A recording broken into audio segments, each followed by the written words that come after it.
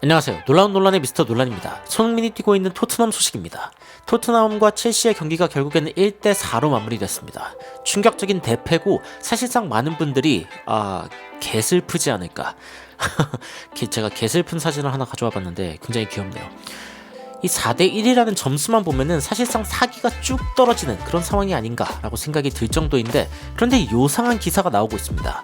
어떤 이야기냐? 손흥민 선수의 가슴이 두근두근 거리고 있다.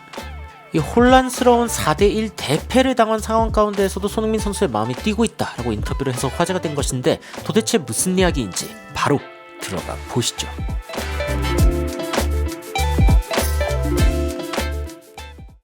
토트넘이 첼시와의 경기에서 4대1로 졌습니다. 그리고 많은 분들의 사기가 떨어지셨을 것 같습니다. 토트넘 팬들 중에서도 그래, 토트넘은 여기까지야 라고 생각하시는 분들도 있겠죠. 하지만 놀랍게도 저를 비롯해서 많은 저희 놀라운 논란 구독자 여러분들은 괜찮다, 아직 토트넘 할만하다, 그리고 무엇보다도 동기, 마음가짐이 굉장히 중요하다 라고 하는 그 마음을 공유하고 계신데, 한번 살펴보면은 클루셉스키가 이런 이야기를 했습니다.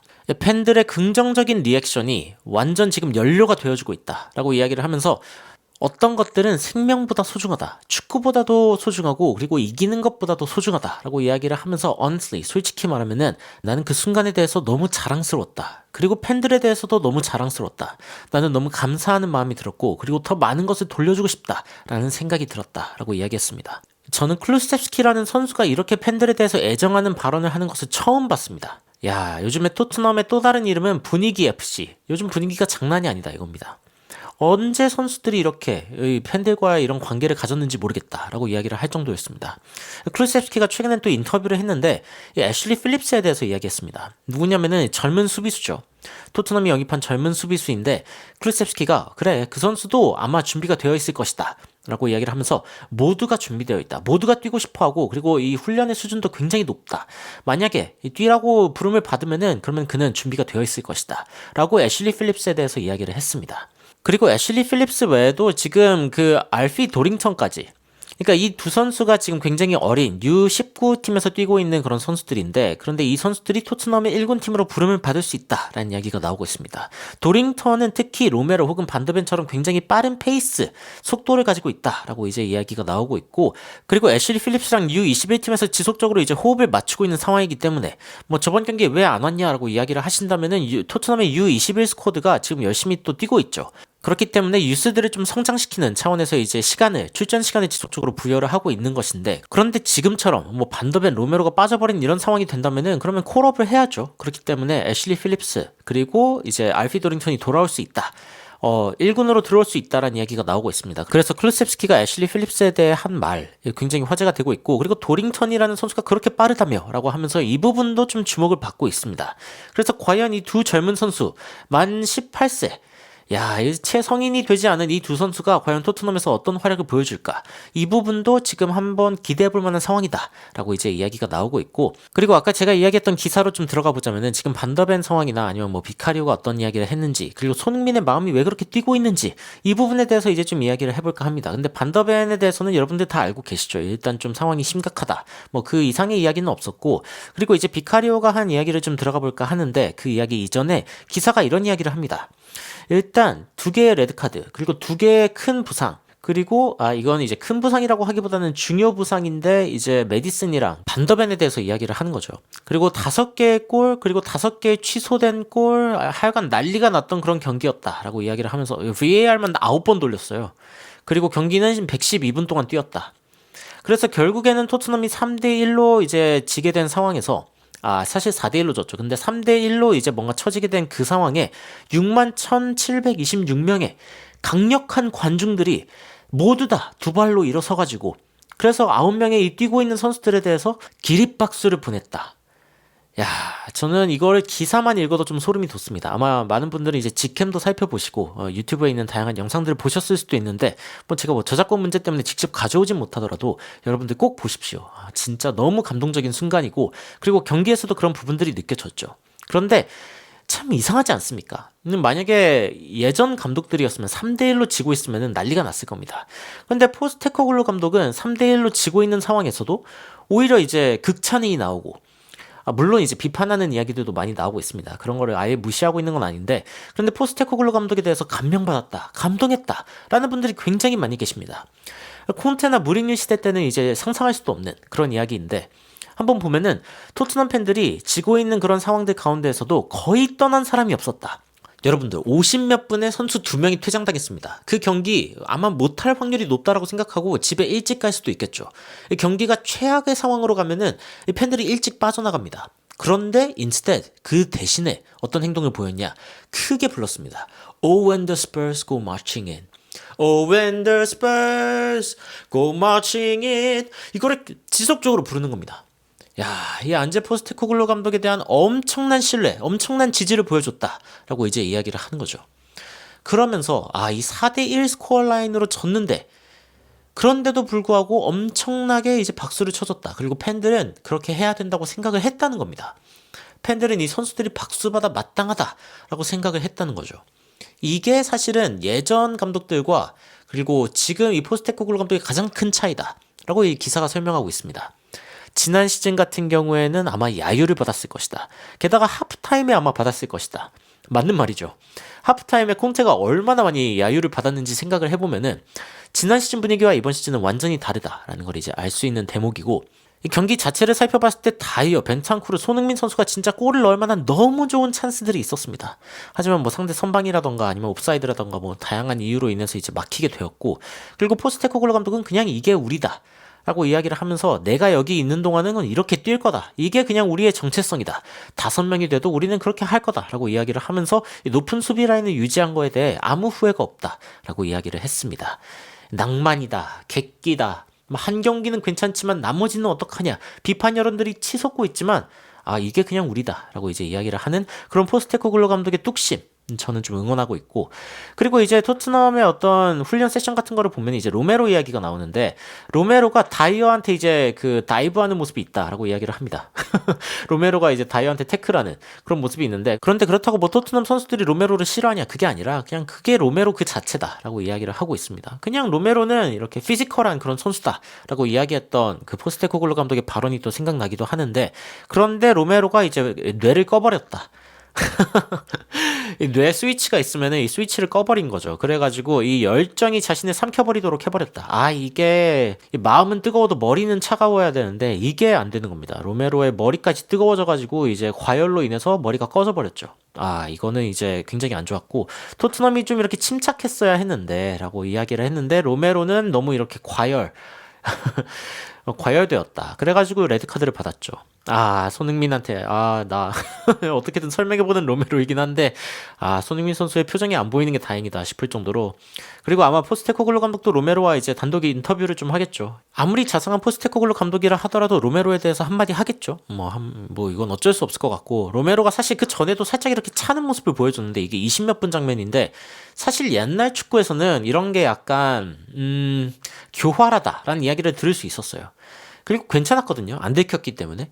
근데 요즘엔 리플레이로 다 보여주고 뭐 좀 심각하다 싶으면 VAR 돌리고, 그렇기 때문에 로메로가 지금 이렇게 하고 있는 느낌은 약간 좀 옛날 축구 느낌이 납니다. 이렇게 하면 안 된다. 이 부분에 로메로는 빨리 자기 머릿속에 이제 주입을 해야 되고 더 성숙한 선수가 돼야죠. 뭐 아직 그래도 커리어가 많이 남아있는 선수기 때문에 이 부분에 대해서는 뭐 질책과 함께 좀 응원을 전하고 싶은 그런 마음이고, 그리고 이제 로메로와 마찬가지로 우도기도 이제 날아다니면서 태클을 해버렸죠, 스털링한테. 그러면서 이제 옐로카드를 하나 더 받을 수밖에 없는 그런 상황이 됐다라고 이야기를 했는데, 그런데 이제 우도기 같은 경우에는 그래도 조금 뭐랄까 변명거리를 좀 찾아줄 수 있는 게 그래도 너무 어린 선수다. 이런 상황에서 팬들에게 뭔가 좀 인정받고 싶은 그런 마음들 때문에 저렇게 뛰는 거에 대해서는 사실 뭐 그렇게까지 지책할 바가 없는데, 로메로 같은 경우에는 그래도 바이스 캡틴이라는 부주장이라는 그런 책임이 있는데도 불구하고 그렇게 행동한 거는, 이거는 변명의 여지가 별로 없다라고 이제 이야기하고 있는 언론입니다. 우도기가 옐로카드를 받을 때, 이때 여러분들이 보셨는지 모르겠는데, 이 옐로카드를 받을까봐 선수들이 이 심판이랑 그 우도기 사이로 지속적으로 들어옵니다. 최대한 이 상황을 끊어내려고. 근데 심판 어림없죠. 그냥 이제 레드카드 줘버리는 그런 상황이 발생하고 손흥민 선수가 이제 위로하는 모습이 굉장히 또 화제가 되기도 했던 그런 장면인데, 우독인 어리니까 라고 이제 이야기하는 부분이고, 그런데 이제 비카리오에 대해서 이제 이야기가 나옵니다. 이 비카리오 선수가 사실은 엄청난 모습을 보여줬는데, 제이미 캐러거가 스카이 스포츠 이제 그 펀딧 전문가로 나오죠. 거기에서 이런 이야기를 합니다. 토트넘을 보면서 이건 미쳤다라고 모두가 생각했을 것이다. 하지만 거의 천재적이었다. 이 토트넘의 전략에 대해서 많은 분들이 비판을 하시는데, 제이미 캐러거 같은 경우에는 천재적이었다라고 이야기를 합니다. 그러면서 맞다. 이 상대방의 골을 봤을 때 높은 라인 때문에 터지기는 했다. 하지만 토트넘은 지속적으로 이 경기를 이길 수 있다라는 느낌을 계속 가져갔다. 그 부분이 가장 유효하다라고 이야기를 합니다. 그러면서 이제 골키퍼는 absolutely sensational, 엄청났다. 대단했다라고 이야기를 하면서 You talk about a sweeper keeper. 자, 토트넘이 0, 7, 1 포메이션으로 갔단 말입니다. 수비수가 없어요. 그럼 이 수비수 역할을 하는 게 누구냐라고 했을 때, 이 수비수 역할을 하는 게 누구냐면은 바로 비카리오입니다. 그래서 정확하게 이야기하면은 1-7-1 전략이었을 수도 있습니다. 수비수가 한 명 있고 미드필더 7명에, 그리고 공격수 1명 손흥민과 비카리오가 지키고 있고, 그 나머지가 이제 중간에서 뛰는 그런 형국이 되어버린 토트넘인데, 그런데 이 스위퍼 키퍼의 역할을 비카리오가 미친 듯이 잘해냈다라고 이야기를 하는 거고, 비카리오가 이제 높은 라인을 유지하고 있을 때 그 뒤에서 이제 스위퍼 역할을 해야 됐죠. 스위퍼라고 하는 게 이제 그 수비수 중에 상대방의 어떤 볼들을 이렇게 쓸어내버리는, 스위프가 이제 그 빗자루 같은 거거든요. 그래가지고 이 공을 밖으로 쓸어내버리는, 걷어차버리는 그런 역할을 하는 게 이제 스위퍼입니다. 그런데 이제 비카리오가 그런 역할을 했다라는 거죠. 비카리오에게 포스테코글루 감독이 이 스위퍼 역할까지 맡긴 게 자연스러운 어떤 결정이 맞았냐라고 이제 질문이 들어왔어요. 그런데 비카리오가 그렇게 이야기합니다. 당연히 결정은 해야 하는 것이다. 그리고 우리는 리스크를 져야 된다. 어느 정도의 위험을 감수를 해야 되는데, 왜냐면은 우리는 50분 동안 박스 안에 있으면은 저들이 득점할 확률이 더욱 높아지기 때문이다. 우리가 우리 박스만 방어하고 있으면은 저들이 득점할 확률이 점점 더 높아진다 이거죠. 그러면서 우리는 하이라인을 유지하려고 했고, 그리고 우리는 굉장히 좋은 역할을 했다고 생각한다. 물론 어떤 기회들에서 이제 골을 실점할 수는 있는데, 근데 모든 것은 우리의 계획 안에 있었다.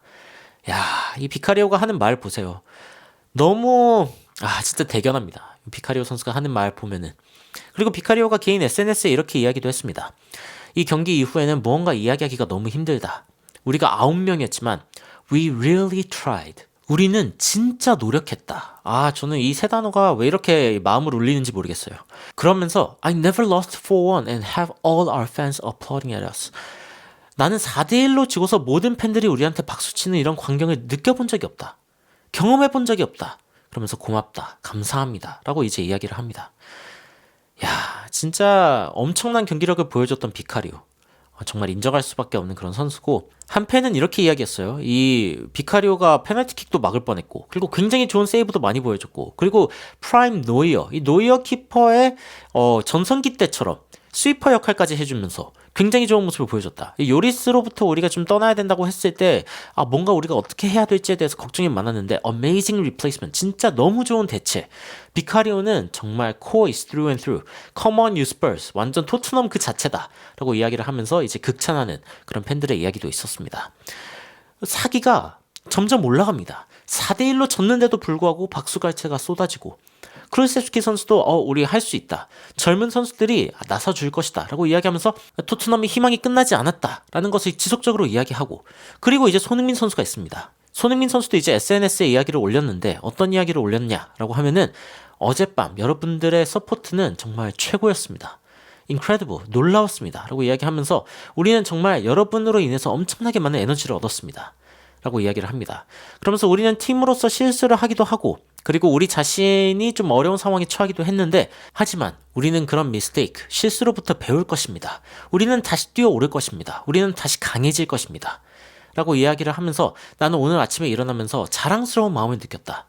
우리 선수들에 대해서, 우리 서포터들에 대해서, 그리고 다시 일을 하러 가는 것이 너무나 흥분된다 라고 이야기를 하면서, 이 행복한 마음, 이 어떻게 보면은 사기가 더 올라갔어요. 굉장히 놀라운 상황이라고 이야기할 수 있는데 지금 같은 상황에서 토트넘에 어울리는 단어는 절망이라고 생각할지 모릅니다. 하지만 토트넘 내부에서는 오히려 희망의 목소리가 높습니다. Son has high hopes. 손흥민 선수는 엄청나게 높은 희망의 목소리를 내고 있다 라고 이야기하면서 내가 이 스테이지, 내 커리어의 이 스테이지에서 내가 새로운 것들을 배울 거라고는 생각도 못했다. 하지만 안제 포스테코글루 감독이 봤을 때 나는 내가 학생이라는 것을 알게 되었다 라고 이야기를 합니다. 주장인데, 한 팀의 주장이고 가장 선배인 선수인데 나는 아직 학생이다. 이런 팀에서 누가 게으를 수 있겠습니까? 누가 나는 배울 게 없어 라고 도도하게 있을 수 있습니까? 아무도 그렇게 할 수 없거든요.